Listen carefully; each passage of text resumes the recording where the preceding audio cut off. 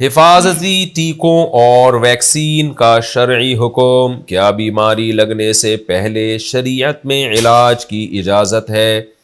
جیسے پولیو کے ٹیکے لگانا یا کورونا ویکسین لگوانا. عبد الرحمن سعودی عرب سے. دیکھیں اصولی طور پر تو علاج میں مبالغہ کرنا یا اسباب اختیار کرنے میں مبالغہ کرنا، اعتدال سے تجاوز کرنا، یہ جائز نہیں ہے. اصول تو یہ ہے کہ حدیث میں آتا ہے اجملوا فی الطلب وتوکلوا علیہ. ہر چیز کو طلب کرنے میں اعتدال صحیح ہے. تو رزق کے بارے میں، لیکن مراد ہر چیز ہے. اس سے کسی بھی چیز کو طلب کرنے میں بیلنس رکھو، اعتدال سے کام لو اور اللہ پہ توکل کرو. اس کی مثال ہے جیسے آپ نے اونٹ کو، حدیث میں آتا ہے اونٹ کو رسی سے باندھو پھر اللہ پہ اعتماد کرو. تو آپ نے اگر اونٹ کی رسی ہی نہیں باندھی پھر اللہ پہ اعتماد کیا، یہ بھی غلط ہے. یا آپ نے اونٹ کی رسی باندھنے کے بعد بھی 6 گارڈ اس پہ بٹھا دیے کہ چوری نہ ہو جائے، تو یہ بھی غلو ہے کہ بھائی بس رسی باندھ دینا کافی تھا، اور بہت زیادہ ہوتا تو 1 گارڈ بٹھا دیتے، 10 گارڈ ایک اونٹ پہ بٹھا دیا آپ نے. غلو نہ کیا جائے کسی بھی چیز میں. تو بعض حضرات کی رائے یہ ہے کہ جو ویکسین ہے، جب بیماری آئی نہیں ہے آپ پہلے سے ہی ٹیکے ٹھوکنا شروع کر دیں تو یہ بھی علاج میں غلو ہے. تو بعض حضرات کی رائے ہے کہ یہ بھی شریعت میں پسندیدہ کام نہیں ہے. لیکن اس بارے میں یہ خوب سمجھ لیں کہ غلو ہے یا نہیں ہے، یہ بھی ڈاکٹروں سے کی رائے کا اس میں اعتبار ہوگا. بعض دفعہ بیماری اتنی اسپیڈ سے پھیل رہی ہوتی ہے کہ غالب گمان ہوتا ہے کہ اگر ویکسین نہ لگوائی تو یہ آدمی بیمار ہو سکتا ہے. دوسری بات، غالب گمان نہیں بھی ہے کہ بیمار نہیں ہوگا، لیکن اس کی وجہ سے دوسرے بیمار ہو جائیں گے. تو ایسی صورت میں جب کوئی ایسی مشترکہ وبا ہو، پوری دنیا میں پھیل رہی ہو یا علاقے میں پھیل رہی ہو، تو دوسروں پہ رحم کا تقاضا ہوتا ہے کہ ویکسین لگوا لے انسان.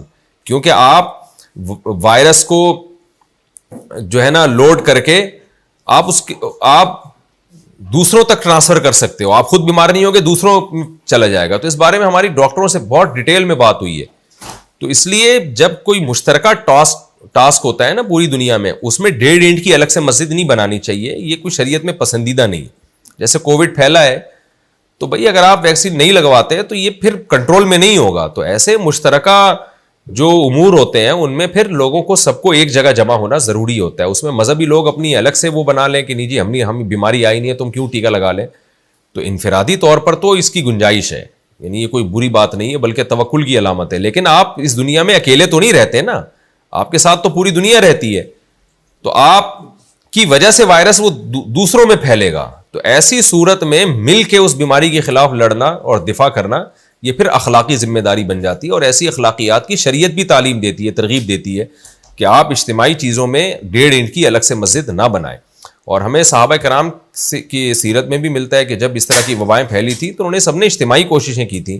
جیسے شام میں جب بیماری پھیلی ہے تو صحابہ کرام جو تھے، جب وبا پھیلی ہے تو سارے کے سارے حضرات پہاڑوں کی طرف نکل گئے تھے تاکہ جو ہے یہ وائرس ختم ہو، بیماری کا جو طاعون کی بیماری پھیلی ہوئی یہ ختم ہو. تو جو اس دور میں احتیاطی تدابیر وہ اختیار کر سکتے تھے انہوں نے کی ہیں، کیونکہ دیکھ رہے تھے بہت کثرت سے لوگ مر رہے ہیں. تو ایسی کوئی وبا جو تیزی سے پھیلتی ہو، لوگوں میں سرایت کرنے کا اندیشہ ہو، تو اس میں اگر یونائٹڈ نیشن کی طرف سے کوئی اجتماعی کوشش ہو رہی ہے کہ اس وبا کو ہم نے جڑ سے پوری دنیا سے ختم کرنا ہے، اور ان کی رائے یہ ہو کہ یہ ویکسین جب تک نہیں لگے گی یہ ختم نہیں ہو سکتی، تو پھر ویکسین لگوانا یہ ہماری اخلاقی ذمہ داری بن جاتی ہے، اور نہ لگوانا یہ ایک غیر اخلاقی حرکت ہوتی ہے. غیر مسلم سے کیا قرضہ ہم لے سکتے ہیں؟ غیر مسلم سے قرض لینے